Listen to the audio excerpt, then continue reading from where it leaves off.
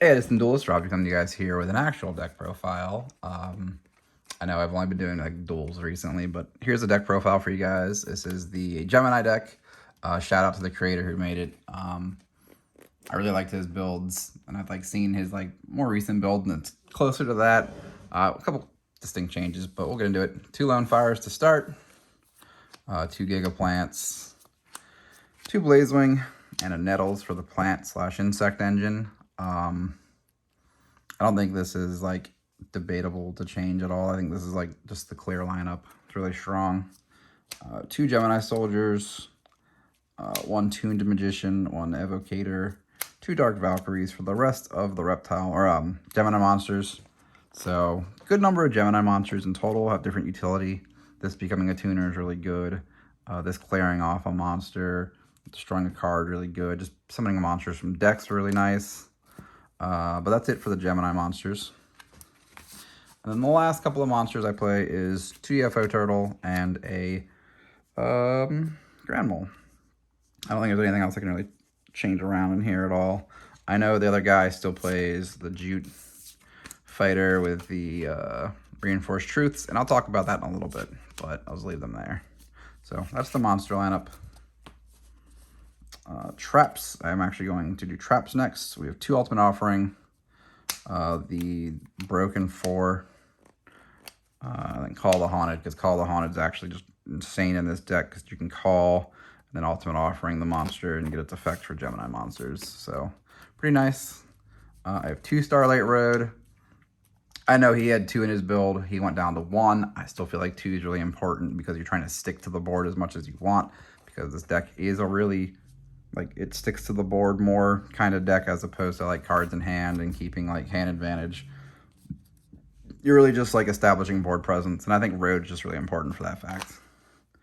Last trap I play is 3 Reckless Greed to go with the 3 Upstart Goblins. I know he plays only like 1 Upstart, and he plays like Phoenix Wing Blast, a D-Prison, and then he plays the 3 Reinforced Truths and Jute still, all in all, over like the other Road. So like those are some of the minor changes that he plays. I just want to see Ultimate Offering faster, and like these cards facilitate that to a degree. But I haven't tried this yet, so I might try this over these 3, or like one of these, the Jutes and a D-Prison, because he does play that still, but I don't know yet. But for the time being, I'm just trying to keep my deck like smaller. Then he's got 3 Gemini Sparks. We've got 3 Giga or Supervise, 1 Future Fusion, Brain, and Space. That's it.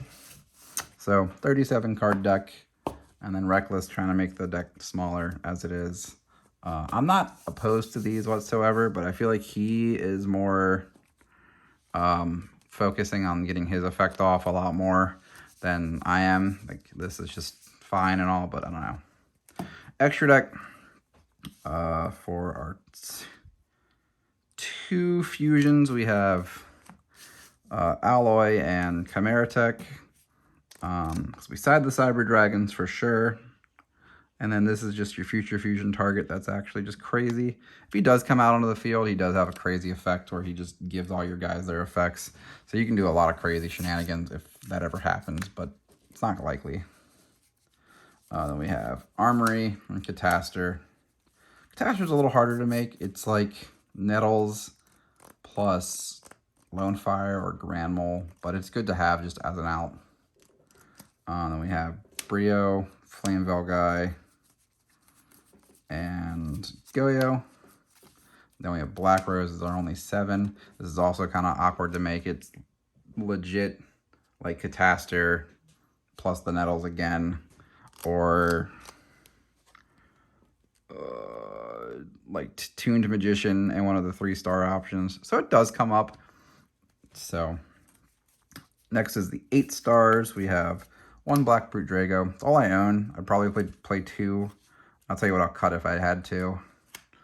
Thought Roller, 2 Stardusts, Dark End, which is Valkyrie plus the Tuned Magician. So this isn't going to come up often, but it's just good to have that option there. Colossal and Red Dragon. If I had another Black Brute Draco, it would be the Red Dragon, probably. But this card is pretty good overall. Maybe it's the dark end, so like one of those two.